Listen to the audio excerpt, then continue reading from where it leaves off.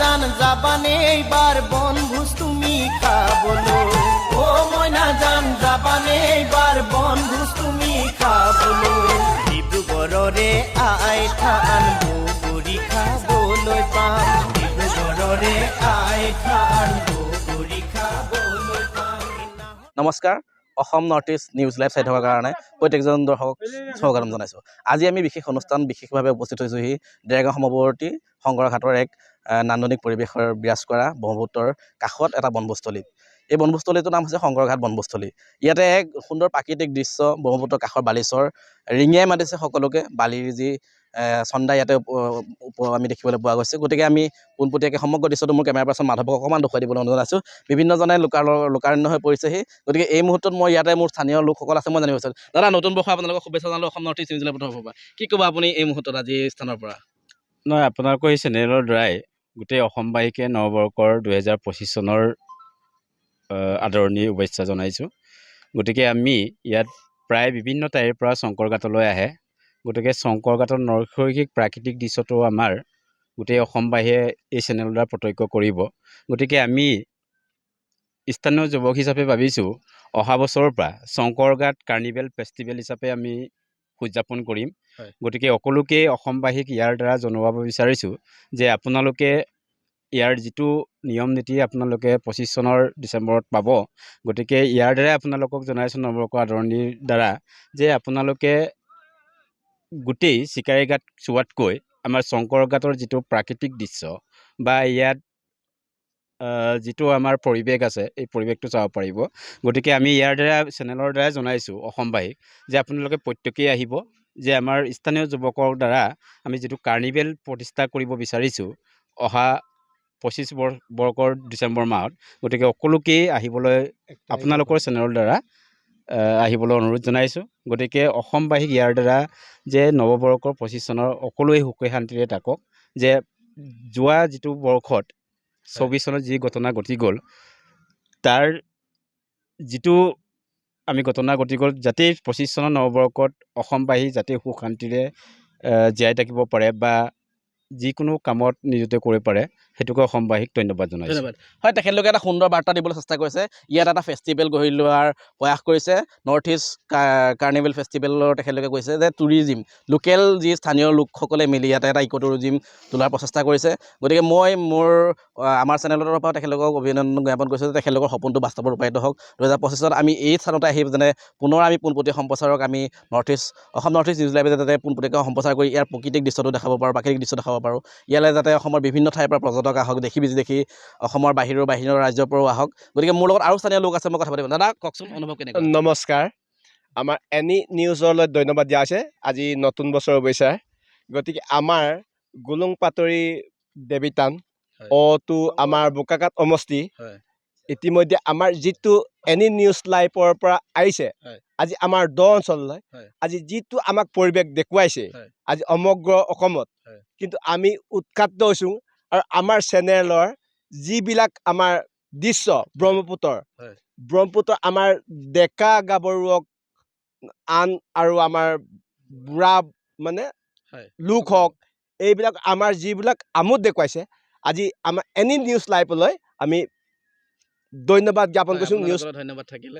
গতিকে আগন্তুক দিনবোৰত আপোনালোকৰ ভাল হওক, সমিতিৰে ভৰি পৰক। গতিকে সমগ্ৰ অঞ্চলটোৰ লগতে অসমৰ ৰাইজৰ এটা সুস্থ বাতাবৰণ সৃষ্টি হওক, সকলোৱে যাতে সুন্দৰ এক কাৰো অপমংগল নঘটক আমি আশা ৰাখিছোঁ।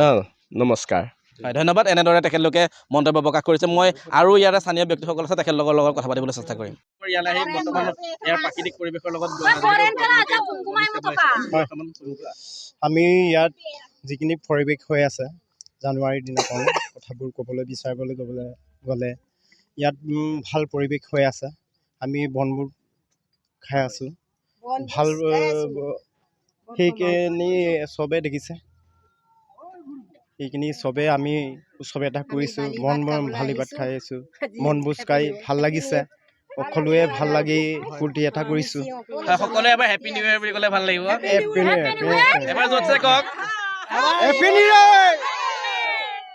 মই উপস্থিত হৈছোঁ বৰ্তমান দেৱীথান নাগকাটি ব্ৰহ্মপুত্ৰ শংকৰ ঘাটত। দেৰগাঁৱৰ পৰা নিজেই দাঁতি কাষৰীয়া এটা অঞ্চল, গতিকে ইয়াতে বিভিন্নজন আহিছে নিজে এসাঁজো খাম বুলি বন্ধুবৰ্গৰ পৰিয়ালৰ লগত। গতিকে মই পোনপটীয়াকৈ জানিব বিচাৰিছোঁ যে তেখেতলোকৰ মনোভাৱ। কওকচোন আপোনালোকৰ নতুন বৰ্ষটো কেনেকৈ সঁচাকৈ মই পোনপ্ৰথমে মই অসম নৰ্থ ইষ্ট নিউজ লাইভলৈ মই ইংৰাজী নৱবৰ্ষৰ শুভেচ্ছা জ্ঞাপন কৰিছোঁ। লগতে মই আশা কৰিছোঁ আজি এই যি গোলাঘাট জিলাৰ গোলংটেমাৰ গ্ৰাম পঞ্চায়তৰ অন্তৰ্গত নাগকাটি দেৱীথানৰ সমীপত যি শংকৰঘাট নামেৰে পৰিচিত এই ঠাইডোখৰত সঁচাকৈ পৰ্যটকস্থলীলৈ উপনীত হৈছে। আজি ইয়াত যিসকল ৰাইজ একত্ৰিত হৈ আজি ইংৰাজী নৱবৰ্ষটি ভাল ধৰণে পাৰ হোৱাৰ উদ্দেশ্যে মংগল কামনাৰে সকলোৱে আহি আজি ইয়াত প্ৰীতিভোজ এসাঁজ খোৱাৰ উদ্দেশ্যে একত্ৰিত হৈছে আৰু তেখেতসকলে মই ইংৰাজী নৱবৰ্ষৰ হিয়াভৰা অলক জনাইছোঁ আৰু আশা কৰিছোঁ এইদৰে আজি যেনেধৰণে ইয়াত একত্ৰিত হৈ এটা সুন্দৰ পৰিৱেশ গঢ় দিছে। আজি প্ৰাকৃতিক পৰিৱেশকে ধৰি এইখিনিত যি বিনন্দীয়া পৰিৱেশ আছে, এই বিনন্দীয়া পৰিৱেশটি মই ইয়াৰ যোগেদি অসমৰ যিকোনো ঠাইৰ পৰা আহি ইয়াত এই বিনন্দীয়া পৰিৱেশটি উপভোগ কৰি এবাৰ যাবৰ বাবে মই অনুৰোধ জনাইছোঁ। আৰু লগতে ইয়াত যিসকল ৰাইজ একত্ৰিত হৈছে তেওঁলোককো মই আহ্বান জনাইছোঁ যাতে ইয়াৰ এই পৰিৱেশটো বিনষ্ট নকৰি সম্পূৰ্ণ সুস্থ বাতাবৰণেৰে এই পৰিৱেশটি আগলৈকে আমাৰ সুন্দৰভাৱে এটা পৰ্যটকস্থলীলৈ পৰিণত কৰিব পৰাকৈ সকলোৱে গঢ় দিয়াৰ ইচ্ছা প্ৰকাশ কৰি যাবৰ বাবে মই অনুৰোধ জনালোঁ। ধন্যবাদ। তেখেতলোকে ইতিমধ্যে এইটো যি স্থানটো আছে দেৱীথান শংকৰঘাটৰ ব্ৰহ্মপুত্ৰৰ কাষত, ইয়াতে এটা পৰ্যটকৰ স্থল হ'ব লাগে বুলি তেখেতলোকে সকলোৱে মন্তব্য প্ৰকাশ কৰিছে।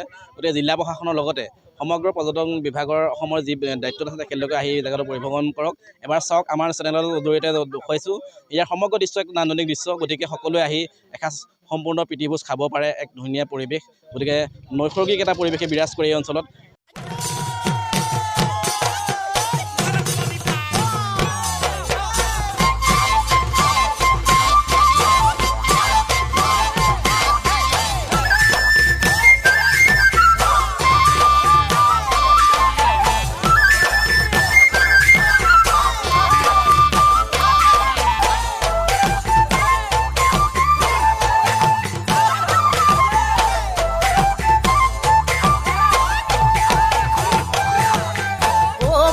জান যাবানে এইবাৰ বনভোজ তুমি খাবলৈ, ও মইনা জান যাবানে।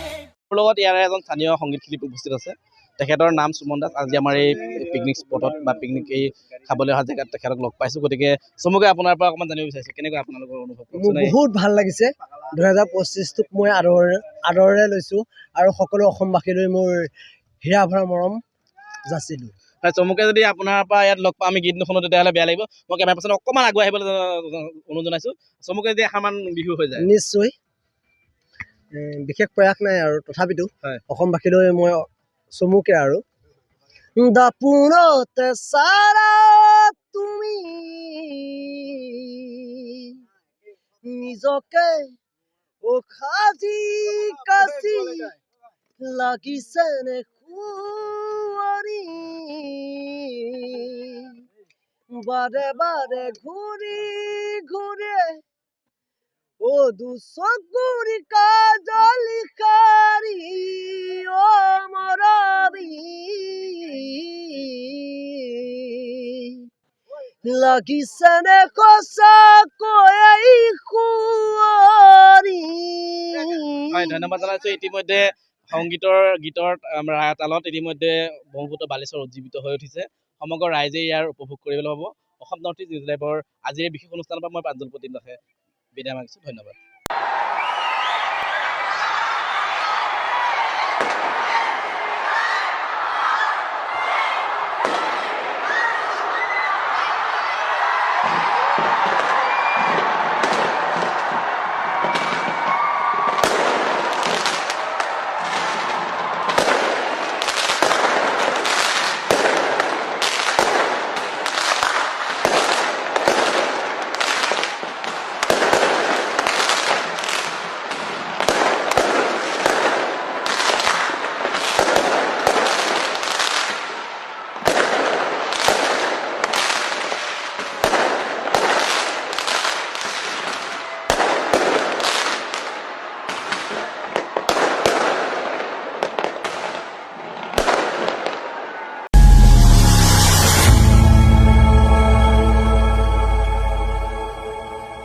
খবৰৰ আঁৰৰ খবৰ ব্ৰেকিঙৰ হুলস্থুলৰ মাজত ৰৈ যোৱা সমাজৰ নেতিবাচক বহু খবৰ ৰাজনীতিৰ পৰা সমাজ নীতিলৈ খেল জগতৰ পৰা কৃষি খণ্ডলৈ ছবি জগতৰ পৰা সাহিত্য চৰ্চালৈ বৰাক ব্ৰহ্মপুত্ৰৰ লগতে উত্তৰ পূবৰ সাতভনী সামৰি অসমৰ সংবাদ জগতত নতুন সংযোজন Assam north east news live 24/7